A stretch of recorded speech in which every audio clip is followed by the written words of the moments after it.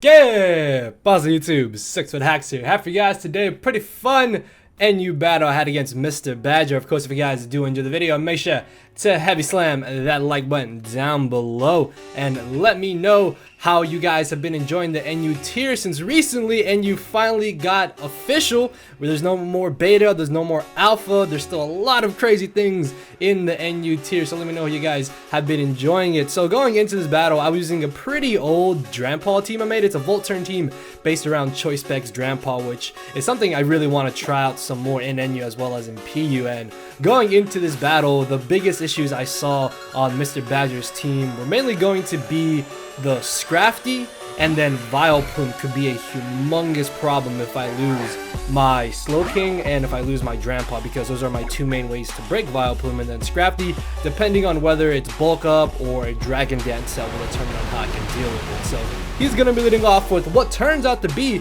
Scarfed Simipour, because I am Scarfed Passimian, and he's going to get off a huge hit with the Surf, and that's a little bit scary because if I lose my Passimian, Dragon Dance Scrafty could potentially just sweep me late game. As I U-turn into my Slowking here, I'm not really too sure what he's going to want to switch directly into this, so what I decided to do is actually go for the Future Sight. This way, I can maybe start applying some offensive pressure and then get off a huge hit with the Future Sight in a turn or two when it does go off, as he ends up bringing in the Xatu. The fact that that Giga Drain did 1/3 to my Assault Vest Slowking has me thinking this is definitely an offensive Xatu, especially judging for how much damage that Fire Blast did, and then the Scald is going to be doing around the same amount of damage. As much to my surprise, Future Sight is actually able to knock out the Xatu, which again just further confirms that this was a very offensive Xatu as opposed to the usual bulky variants, which is really nice because now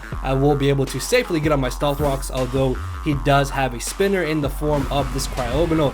Either way though, my best switch into this Cryogonal is definitely my Steelix. This also covered him potentially wanting to go for a Toxic if he did have it, as he does end up just going for the Freeze Drive, which will not be able to 2 KO me, and this does allow me to potentially try to get on my Stealth Rocks. Or I can go for a double switch here, expecting his switch into Vileplume, which is why I actually doubled out into my Drampa here. I am modest 6fthax Drampa, and Draco Meteor absolutely obliterates anything that he wants to switch into this, except for Cryogonal. It doesn't quite Oko Cryogonal, but it does a lot of damage. Unfortunately though, I do get a little lucky here, and I crit the Rhydon. I'm not sure if he went for an offensive move or if he went for Stealth Rocks. Either way, depending on what he went for, I don't think it was game changing, as you guys will see from this battle, because I can still live one hit guaranteed from Rhydon, and if he was an offensive non-HP set, even with the Violet, I had a chance to knock him out with the Draco. But there's a good chance that he maybe just went for the Stealth Rocks or tried to get off some damage with Earthquake. As I switch directly into my Garbodor on the Scrafty, I'm thinking I can live any hit this thing wants to go for and then go for a Haze and get rid of its boost. No, sadly I am mistaken, because this turns out to be Shattered Psyche Scrafty, which I've never run into in NU, so I did not expect to get absolutely blown back like this. And he turns out to be Moxie, which is actually kind of good, because if I can burn him with the Scald, I'm going to be able to kind of mitigate how much of a threat this Scrafty is. Unfortunately though, I'm basically forced to bring in my Passimian here, and I have to go for the close combat. I cannot play around with this thing and go for U-turn, sack something off, then bring in Passimian to close combat to just have him potentially switch out, and then he was able to pick up another KO from that. So I basically had to go for the close combat here, as he does make the smart switch directly into his Vileplume. Thankfully, he does not get the effect spore, which means I will be able to still check a +1 speed Scrafty if it comes down to it, and then knock it out with the close combat. As I switch directly into my Drampa, I thought that he was honestly going to go for the Sleep Powder, but he ends up going for the Toxic, which is perfectly fine by me, because I can still just safely go for a Fire Blast here or go for a potential Hyper Voice and 2 KO him. In hindsight, I probably should have gone for the Fire Blast. I was scared that a Specs modest Fire Blast wouldn't be doing that much damage as Scrafty, and I mean, even if I had Fire Blasted and he had tried to switch into the Passimian, I still have my Slowking, and even if he did try to bring in Scrafty, I'm still doing a solid amount of damage to the Scrafty, enough to pressure him to where he won't be able to Dragon Dance twice. So yeah, me hyper voicing here was a little bit of a misplay on my part, but I'm still able to do a solid 60% to the incoming Cryogonal after leftovers, which is really good because there's a chance that I can maybe take a freeze dry, but I really don't want to risk that considering that my Drampa essentially just gets a KO when I bring it in against Vileplume. So I am going to make the save switch back into my Steelix here. He will not be able to KO me even after the first freeze dry that he went for thanks to leftover. So what I can do is either go for the Heavy Slam, go for Toxic, or try to get on my Stealth Rocks here. And as much as I would love to try to get up Rocks, he can easily spin them away. Plus, if I did try to go for Stealth Rocks this turn and he felt like switching directly into a Scrafty, that would have been absolutely terrible for me because if I'm not mistaken, Heavy Slam actually does just a little bit more damage than what Earthquake is doing. And I think because he was an offensive set, I could have actually been able to 2 KO him with the Heavy Slam. So I would have been able to get off about 50% on the Scrafty and then deterred him from wanting to go for a Dragon Dance there. But he actually just ends up leaving in the Cryogonal, which is fine by me, as I switched directly into my Slowking here on the Simipour. This was another bad play on my part. I should have honestly just sacked off my Steelix.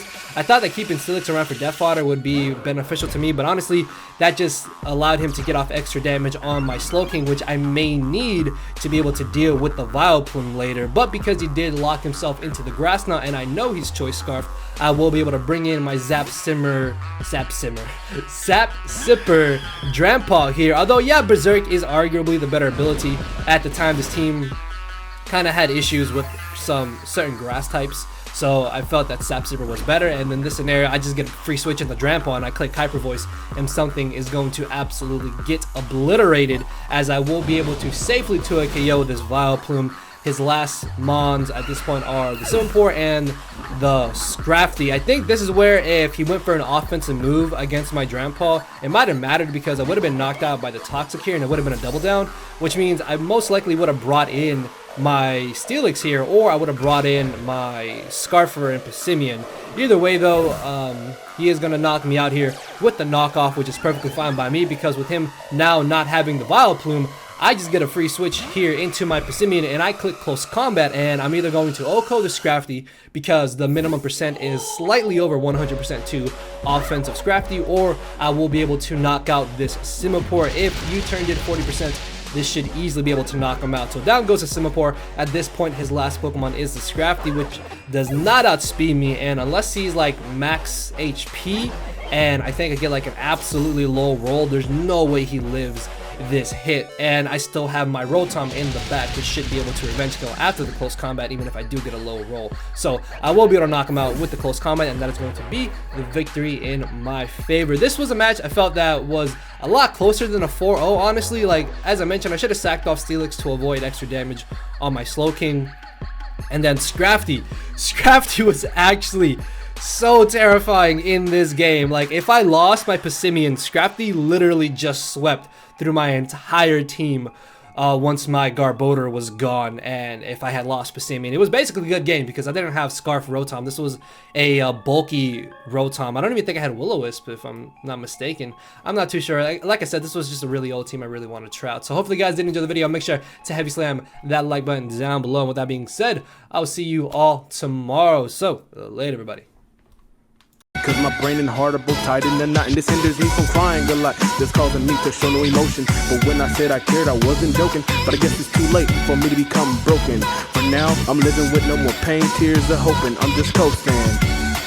Yeah, I said I'm coasting. No more pain, tears, and hoping.